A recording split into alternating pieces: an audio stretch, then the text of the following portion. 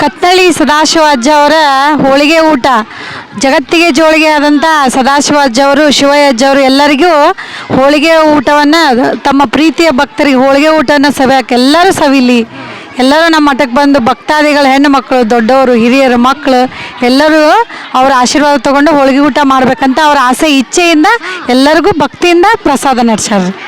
ಅವರ ಹೋಳಿಗೆ ಊಟ ಅಂದರೆ ಇದು ಬರೀ ಊಟ ಅಲ್ಲ, ಇದು ಮಹಾಪ್ರಸಾದ. ಎಲ್ಲರೂ ಸವಿಕೊಂಡು ಅವ್ರ ಆಶೀರ್ವಾದ ಪಡ್ಕೊಂಡು ಹೋಗ್ಬೇಕನ್ನೋದು.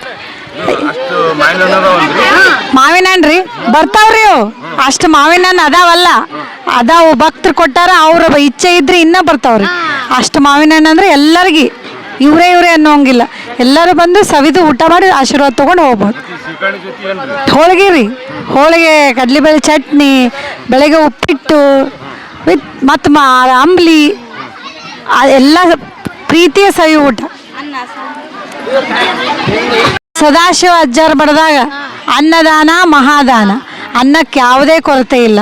ಈಗಲ್ಲ, ಇದು ಜೀವನ ಪರ್ಯಂತ ಯುಗಗಳು ಹೋದ್ರೂ ಇಲ್ಲ ಅನ್ನದ ಕೊರತೆ ಇರೋದಿಲ್ಲ. ಕತ್ನಾಳಿ ಮಠದೊಳಗೆ ಏನು ವಿಶೇಷ ರೀ? ಶ್ರೀಕಣಿ ಜಾತ್ರೆ ರೀ.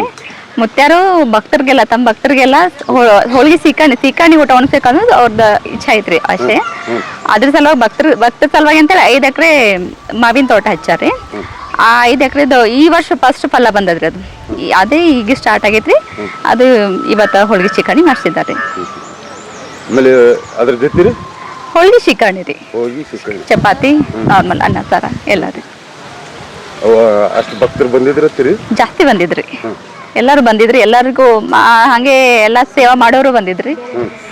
ಬೇರೆ ಬೇರೆ ಸುತ್ತಳಿ ಜನ ಎಲ್ಲ ಬಂದಿತ್ತು. ಬಿಜಾಪುರಿಂದನೂ ಬಂದಿತ್ತು, ಸುತ್ತಳಿ ಜನ ಎಲ್ಲ ಬಂದಿದ್ರಿ. ಎಲ್ಲ ಭಕ್ತರು ಬಂದಿದ್ರಿ.